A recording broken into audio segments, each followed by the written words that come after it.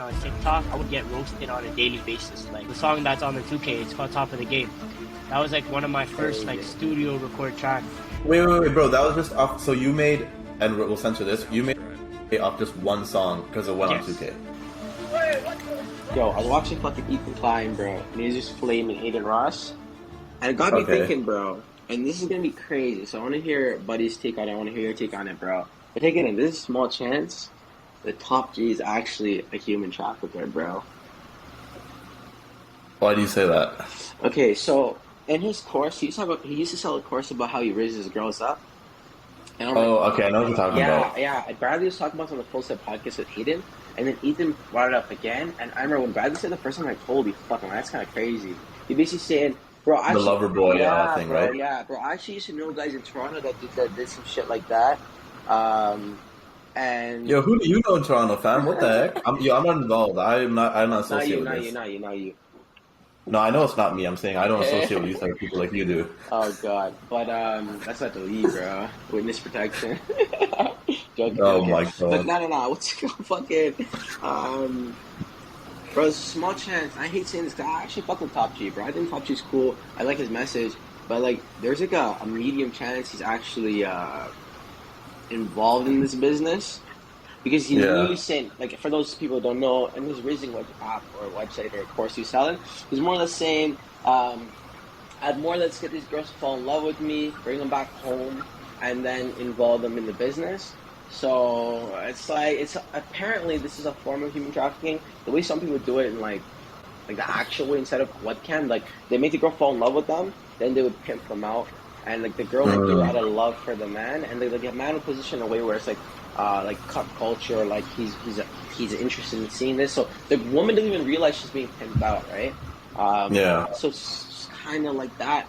There's some element of truth to that, because he's talking about so many times, bro, with the webcam stuff, and like even to a point where like he talked about how they'd be scamming people and stuff. There's a girl on camera, but like Tristan's typing or Tate's typing.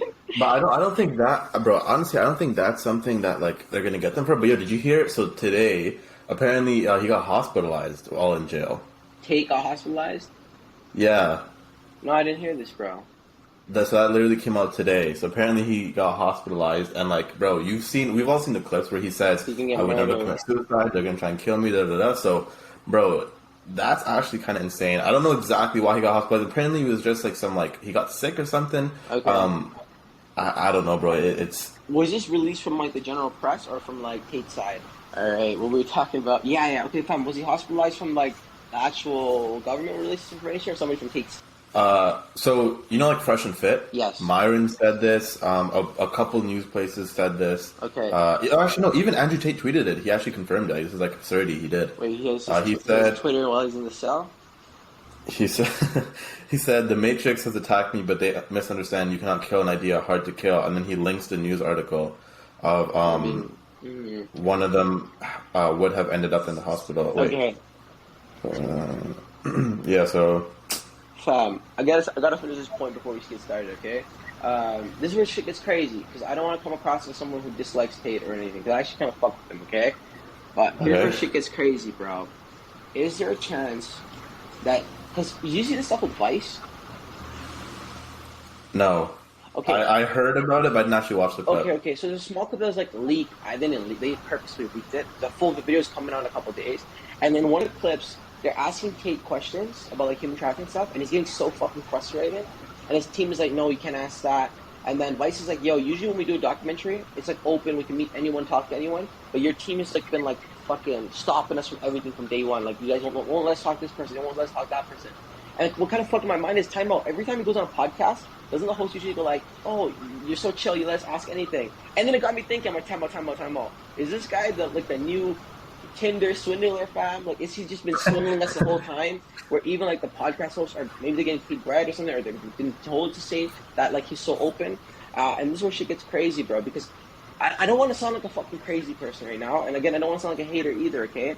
But when Tate converted to Islam, bro, something just felt fucking off. Tate converted to Islam, I knew something was kind of off. I'm like, I mean, maybe this guy's being sincere. But I'm like, there's just something that just felt fucking off, right? Then, fam, yo, whatever you're smoking, fam, just relax. Hear me out. This is where shit gets crazy, okay? I'm okay. I'm like, the Vice has been doing this documentary for months, okay? So is there a chance that he knew, oh fuck, the Steam is coming, I need to grow my audience, I need to grow my fans. Surely a Muslim man can't be involved in any human trafficking stuff. Oh Boom, my he converts. god. Bare new people start liking him just because he's a certain religion. I don't understand that, but fine. In 4D, bro, or am I just crazy? Or both? I don't know, pal. I think you're tripping, bro. I think you're tripping. I think you're looking into way too much. What's up, guys? Welcome back to the Seeking Success Podcast, the #1 podcast in the world. I am your host, Umar alongside with Radies, and today we have one of the youngest Toronto rappers who's actually putting in work. We have Vinnin. Vinnin, what's up, bro? How you been? I'm good. Thank you for having me on the podcast. Like, thank you for the time today, for real. Like, For sure, bro. And yo, this is our first artist, and this is gonna be huge. So, bro, we're gonna get right into it, man. So to start off, bro. So I obviously, for those that don't, I guess, know us, I've known Vinnin since like we were like kids. We played soccer when we were kids. I used to my mom used to babysit the guy like he's crazy. Like I know this guy since time, and then randomly I just see him doing music. I'm like, what the heck? Like I know this guy. And bro, one thing I noticed, and I think everyone kind of like understands that this is just something that happens to artists. Bro, why does everyone hate on you, man? Like, what is it? What's going on, bro? Why do people just always talk shit? Like, I just feel like people, like, in general, like, they're kind of like, they want you to be how like society's paved people to be. I feel like, yeah.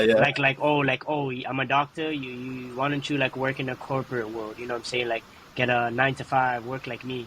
And I feel like everyone is like so like, yeah, you gotta be like how everyone else is. And I feel like as soon as you kind of step out of your comfort zone and be your own self, people kind of talk shit on you, this, that, just because you look odd. Like you look like the odd one out of the picture. And I feel like, matter of fact, a lot of people that are hating, they can't do it themselves. And like, it's just like, I don't know, man. People, they have hatred or whatever. Like sometimes they like to let shit out, like maybe they're going through a bad day, like whatever. Like matter of fact, it's just, like, sticking with like people that really support you and like taking real criticism and seeing how that can benefit you.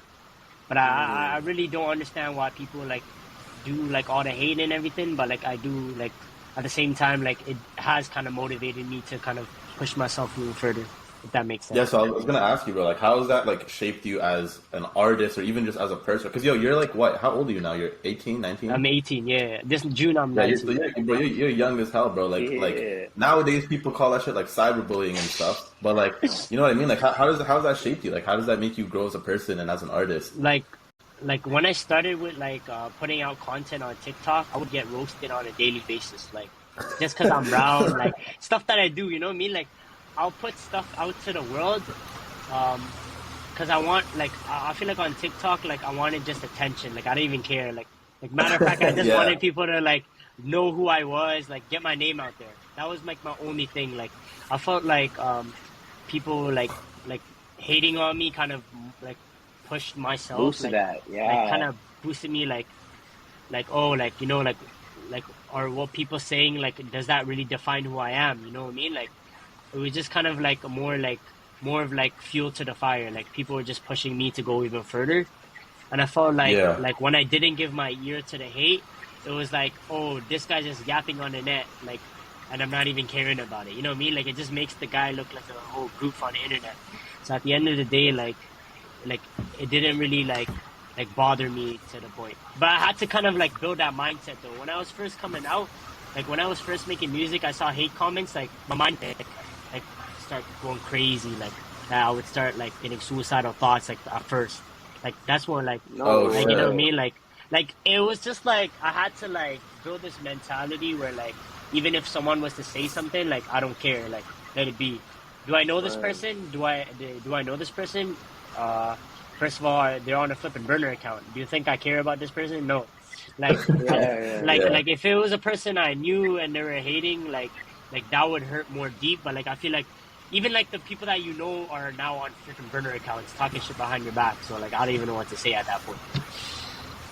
Word. Yeah, nah. I feel you, bro. Damn, bro. So you're telling me it got so bad that like there was actually had thoughts of fucking offing yourself, bro? Like I had like thoughts of offing myself. I had thoughts of like why am I alive? Like thoughts of like even stopping music. You know what I mean? But like it was. I feel like I'm proud of myself to kind of like not be at that state of mind now because like I had to grow that mentality.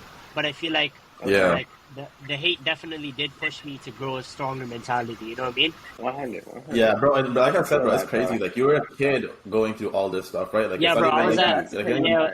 I you're a was like kid. at the age of 16, 17, like seeing hate, bro. Like for the first time. Like I don't even think a standard Mm. 16-year-old like gets hate like that on the internet because like they live like a normal life. Like they probably only get bullied For at school. sure. You know what I mean? Like that's the most people would get. Long run, bro, and achieving things. Let's talk about some fucking achievements, bro. We saw that you got one of your soundtracks fucking put on the 2K soundtrack. Tell Yeah. us a little about that, bro. Like, what the fuck? How'd that happen, bro? I was like making music when I first started out, like on like AirPods, and I was just like testing out things. I put out a song like it was called Myself, like back in like grade 9, like when I was starting out, and like people were like Okay. flaming me, whatever. I was getting their attention though. Like that's all I like. I liked about like Okay. me getting the attention, like people liking my stuff, people talking about me at school. Like I don't know, I felt like that was like a good feeling to me. I don't know. And then matter Yeah. of Mm. fact, I was just thinking to myself like I can make good music, but like it's just like the quality, like it's not good. Like I'm recording on AirPods, so I wanted to up it up a Yeah. bit and see how it would go. So Okay. my first like studio track was like it was the song that's on the 2K. It's called Top of the Game. That was like one of my first like Crazy. studio record tracks. Um, and what is it? I recorded it. And Taken, I recorded it for the sake of I wanted to be in the NBA soundtrack because I saw the opportunity. Um, Oh so what shit. happened was Eneli Choppa was signed to United Masters, and there was like a distribution Right. service like DistroKid, but it was called United Masters, Okay. and it's coming up in its Okay. own wave. So I was like 16 at the time. I was like, damn, like maybe I can get in this distribution service, you know, and see how it goes. At the time, it was Yeah. free, so I was like, why not give it a shot? Like, give it a try. Yeah.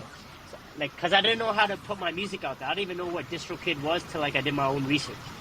But then Yeah. when I put out my music, I released it through United Masters, and I saw that there was like they were looking for like new music that was only released through United Masters, and they'll put it up on the soundtrack if it was really good. So matter of Oh, fact, word. I already saw it, and the last deadline was like November 30, around that area, like November 29, Okay. around that area. I didn't know what to do, so I recorded this song November 28 at like 11 in the nighttime because I didn't like it was the last day like to get the shit going. So I'm like, okay, Oh matter of shit. fact, let's give it my shot. Let's see what goes. I told Made the it. I remember telling the engineer, his name is Nafe Swift. I was like, yo, I don't know if this is gonna go on the soundtrack, but I'm gonna put it. You have to mix and master it to your fullest, bro. Like I have a feeling it's going up there. And then the next, like as soon as he sent the mix back to me that night, I uploaded it right away. Like, cause I don't want to be late for the submission. I uploaded it right away. Yeah. And the next day, I wake up to a whole contract. It's like, oh, sign this. Oh Like it shit. was like United Masters and then NBA sponsor, and then like Crazy. it was like in all capital letters, like you have to take some action now. And I thought Yeah. I thought at first like, bro, this is definitely a scam. Like you know the scam emails you'll see like action required. Yeah. I'm like, yo, this is definitely one of those. I opened it, I looked into the emails, I did my own research, and like I was like, damn, it's actually real. And then because like I saw the contract and everything, I had my whole like full government name, I had my address, I had everything. I was like, damn, like there's no way someone's scamming me and knows all this information. So matter Yeah. of fact, I signed it and I read through it. The only thing that was on the contract was we're gonna promote this song. You don't have to put any money into it. It's 100% free. That's literally what the contract was. We'll do Oh all the shit. promotion like on NBA. You can promote your song, but the thing is, you can't put this song on any other soundtrack in your life. Like I can't put the same song on like They own the rights, more or like less. basically yeah. Like I can't put it on a soccer soundtrack. I can't put it on a FIFA, Madden, NFL. Like I can't do that. Word. It's Word. only like exclusive to NBA 2K21. I was fine with that, man. It was my first song. It was That's crazy. my first song. Got into a sync licensing. That was my first time my doorsteps open. I was kind of open to like doorsteps. You know, like I met new like artists like from Toronto. Matter of fact, I met Yanchan. He's also a Scarborough artist. I met like you know people that were kind of big Matter of fact, because they were like, damn, like, how can you do that at a young age? Matter of fact, bro, it's just timing, connections, and about like how you do it and when you do it. That's all. So that's sick that you said that. So like, tell us, bro. Like, we know Toronto is like, bro, like the music scene here is so crazy, but for some reason we just don't have that like final like, okay, like let's all make it out here. And from what I've said this so many times, bro, I hate the fact that Toronto has that crabs in a bucket mentality. But so talk to us about the whole, I guess, being a rapper in Toronto. Like, what is that like? Like, do you wish you were somewhere else? Do you think it's harder in Toronto? Like, how do you feel as like a Toronto artist that's up I and feel coming? like there are some pros and cons for being in Toronto for sure.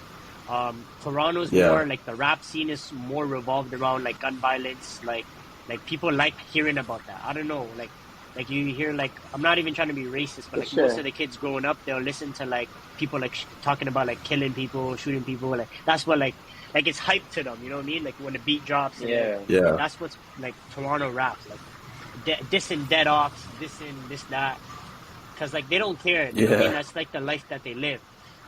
I feel like the thing that was hard for me, I don't make music that Toronto music people make. Like I'm not dissing ops. I'm not doing, like I'm more like I'm trying to make it out. Like I have like my music. I would say is more like United States. Like it's more mainstream. Like if you listen to my music, Hollywood.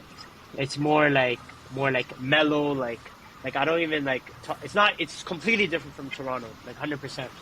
But I Yeah. feel like me growing up in Toronto, it did kind of put me around a lot of experiences. I understand, but I feel like it was easier for me to connect with my audience. Like there's so much people from my culture, like Tamil people, Malayali people. There's so much like brown people in Scarborough, in Toronto.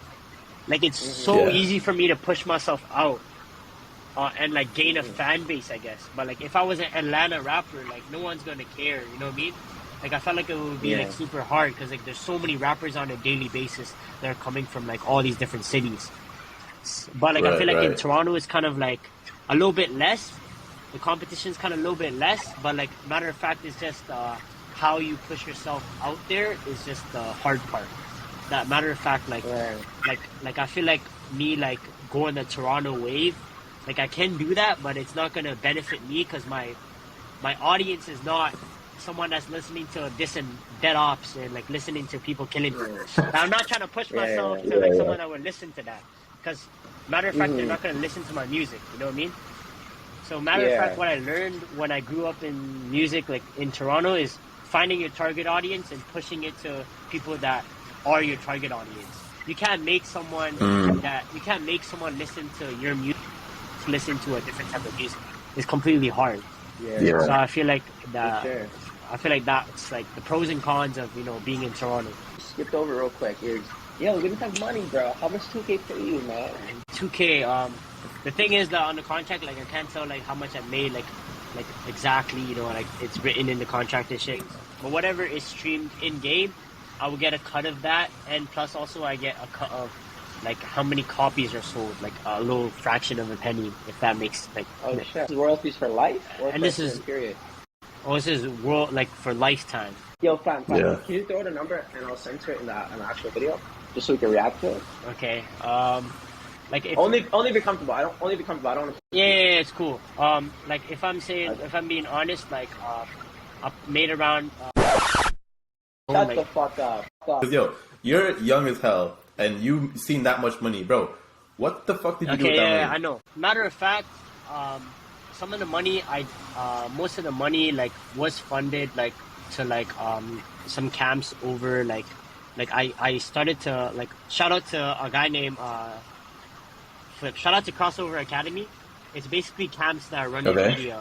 I found a TED talker over worldwide, and basically like he's running his own Indian like camps and shit, like for like people that don't have money and the proper infrastructure. So matter of fact, I found him online, and I wanted to help him out like with like pushing my song, this that, like he would help me out and this that. Most of the money I kind of gave it to my parents. I know that people would say that would be like super weird, but I felt like without my parents, I wouldn't be here at this position in my life. Yeah, okay. So the reason I asked that, bro, is because if I was 18 and I made what you made at the age of 18. bro, I would have been to fucking Burberry cashing out. I would have fucking bought another Tesla. Like, I would have, you know what I mean? Like, I would have done some, I definitely would have invested it, but I would have definitely done some stupid shit. First off, like, what is it like, because you're in school right now, like, why are you, I remember I told you this, like, in private. I'm like, bro, why the fuck are you in school? Like, and I know you said because of your parents and whatnot, but like, what is it like being in school? Like, do you feel like you should be there? Do you want to get out? Like, okay, if I'm being completely honest, I went to finish high school. It was like, damn, like school is like kind of easy. Like I understand, like this, that. When I went into university, my eyes opened. Like I understood, like there's a whole system behind it. Like like you have to crack the code, bro. Like you have to open your eyes and really understand that, like, it's like a corporate world. They're preparing you to do what you're told. You're literally gonna be an employee. You're paying taxes when you grow up. This, that, you know what I mean? Like, there's so many things that play into factor. Matter of fact, like it's all like books. Like everything is like you're learning a book, bro. Like when you're writing in an exam, it's the book definition that's going to get right or wrong. Like, there's always a right or wrong answer sometimes in university, bro. Like, other than mathematics, you know, there's always a right and wrong answer. Once you get that degree, bro, no one can tell you shit, bro. You can do whatever you want with your life. That's the only reason why I'm in school. Like I don't want to be, I don't want to be named like, oh, dropout. Vinnin didn't do anything with his life. Like you know, like all those aunties and uncles that talk on. I want to say two things real quick. First thing is fucking the saddest day of my life was graduating college. Every time Radies says he drops out of university, it makes me sad. But on a serious note, bro. Fuck everybody, bro. I'm telling you, fam. The second you graduate, they're gonna be like, why the fuck is he not married? Then you're married. Why the fuck does he not have kids? Why the fuck is his kids like this, bro? The kids are never gonna fucking stop, bro. I know it for a fact. Fuck those guys. Yeah. If you let's just say, like, hypothetically speaking, maybe you want a personal accomplishment, fine, do it. But if you're actually only doing it for your mom, your aunts, and the people that are the naysayers, fuck those people, bro. No, it's not what matter. you achieved with your music career so far is pretty crazy. I'd only imagine if you were to take all your fucking time and energy and invest in the craft, it'd just be a better investment of your time. Yeah, definitely be a better investment in my time. But also the reason why I do school on the side is because it's kind of like a backup plan. Let's just say music doesn't go for me, I still have a degree that can still, you know, make me passive income at the end of the day. I guess, like, what we're trying to say is, like, bro, like, you have something that quite clearly works or has worked in the past. Like, the way we look at, obviously, like, Umar and I have different backgrounds, right? Yeah. The way we look at something is, like, if something works, fucking double down on it, right? So, for example, I dropped out before I even had something that fucking worked. Umar, he quit his job. Like, he went to school. He quit his job after he realized that something worked. So, I guess it's just like there's no right or wrong way to do it. Yeah. And, like, it's just like, it just depends, like, right? Like, everyone here knows that, like, if you did double down on your music, yeah, you're probably going to post more music and get more streams, whatever. Or you could take the slower route and have that backup. Like, it's, at the end of the day, it's your choice. Like, I don't think it's like fucking whatever works for you, right? And again, bro, honestly, do whatever the fuck you want to do, bro. I just want to share this just for other listeners out there as well, okay? It's something, bro. It's a small little fucking story. There's a sergeant who goes to an island on this boat with like 100 men. There's like fucking 300-400 men on the island. They're fighting, right? The soldiers are so afraid that they know they're gonna fucking lose because they're outnumbered 1-3. So the first thing when they get off the boat, what the sergeant does is he gets a torch and he burns their fucking boat down. And he's like, men, if we're gonna leave this island, we have to win or we're going to die. There was no option for them, a plan B for them to take the boat back to the island because there was no longer a boat, right? Sometimes in life, you have to put yourself in that position because otherwise, the second something gets hard, it's like, hey, I'm going to go back here. So, me personally, an example of me burning my fucking boat is, I'm a licensed optician, bro, but just like Radies used to be a licensed realtor, I have not renewed my license since like 2021, and I don't plan to renew it. And my parents trip out like, you don't renew it. You went so hard, you paid so much money to get the license. Like, why are you throwing all this away? And I'm like, guys, when it gets hard, when content creation becomes hard, when there's no sponsor, the first thing I think about is maybe I should go back to lens crafters, which I never fucking would, right? That was my example of burning the bridge to get to the new level of life. Everybody's on their own journey. You're hella young, bro. You're gonna learn this shit yourself. Yo, my prediction is I'll give it like a year and a half, and I think Buddy's gonna drop out. I feel like you probably will, but I don't know. We'll see. Yo, if you drop out, do not tell your mom that I said to drop out. I did not say to drop out. Talk about the music grants, man. Yeah, definitely.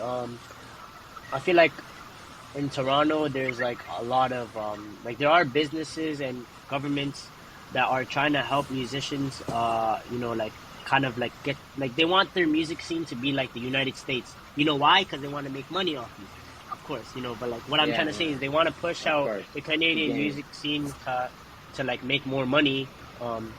And put money into their pocket. So at the same time, which kind of benefits us too. So they're like, they're like art grants around the world in Canada, like ones in Alberta, like, but there's one main one in Toronto. It's called Factor Canada. I had applied for Factor Canada like back in June, like near my birthday, like 4th, around that day. And basically it's basically shooting, it's just giving like professional work, like, oh, like this is my vision, this is the expenses spreadsheet, you know, like doing all the professional work and just saying where money is going and here's a vision. What can you provide to the table? How much money can you give me for me to outsource this vision? And I'll give you the end product. And there are companies like that, and one of the biggest companies that are funded by the government is Factor Canada. And I had my music video with Yanchan. I put it up on Vivo through Factor Canada with their funding, because I couldn't do it out of my own pocket. I mean, like, I'm not gonna go ask my parents, but like, matter of fact, it's also like not everyone that puts in a application to get funding will get funded. It doesn't work like that, 100%. I feel like it's like it's hard, right? It's completely hard. Like, funding? I feel like you just need to have a really good vision. You have to have a really, really good goal, and you have to have a really, really good explanation of how you're going to attack the goal and how you're going to use this money to your advantage and how would that benefit in the both parties, if that makes sense. And matter of fact, like there's so many artists I know from like, you know, Toronto that don't have like proper funding, like their application gets denied. Like, you know what I mean? Like I told you. You expose them. There are like so many rappers in the city, like, for example, I'm just throwing out a name. Like, for example, like Roadrunner, like, you know, like people out there, like there are artists out there that can't get proper funding, and like they would want to. There were people like DMing me, like, how'd you get on Factor? You know what I mean? Like, the people out there for real. So like 100%. Like, matter of fact, it's super hard to get a funding, and I'm proud of myself for doing a funding on my own, and thanks to my team as well. But definitely something to be proud of and accomplish, because like you know, it's in my portfolio. I work with Factor, you know.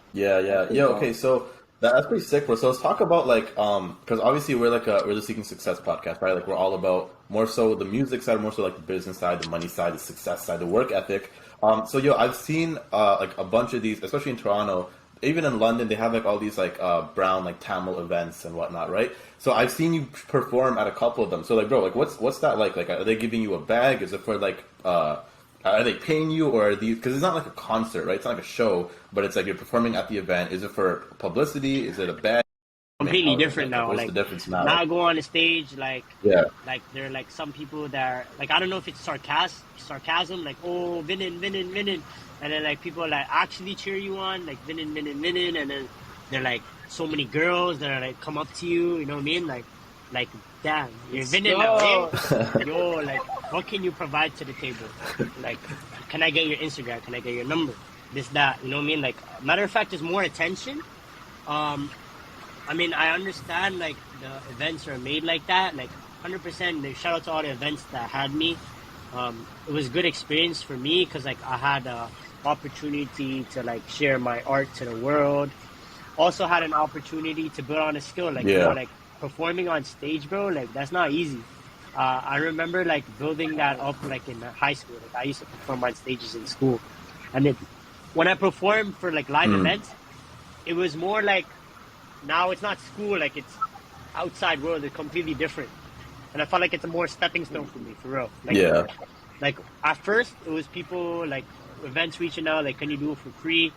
We'll provide the ticket for free. You can get food. We'll give you drinks, like drinks as in like Coca-Cola, you know what I mean? No like alcohol, like like, you know, like drinks, food. We'll serve you, you know what I mean? We got the can't pronounce it, accommodations and shit, you know what I mean?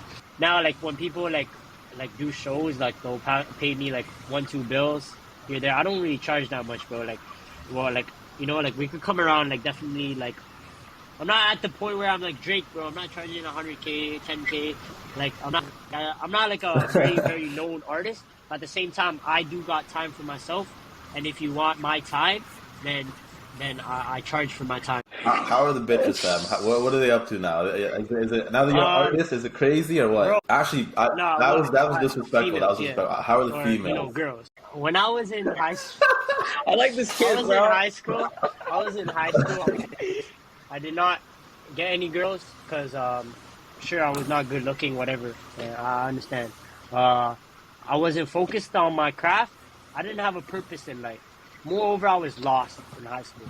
I feel like Yeah. when you focus on yourself, like when you start going to the gym, when you start focusing on yourself and improving yourself on a daily basis, and like getting money, like in general, like when you focus on yourself, shit will like I feel like the universe will speak back to you and do good things for you. And I've seen that happen in my life. Yo, so bro, you get bitches or not, I'm fam? not saying like, I get bitches, bro, but like I'm saying like at the same time like I get more attention now. Matter of fact, like what I say, what I say has more value now. How is social media helping you with your music?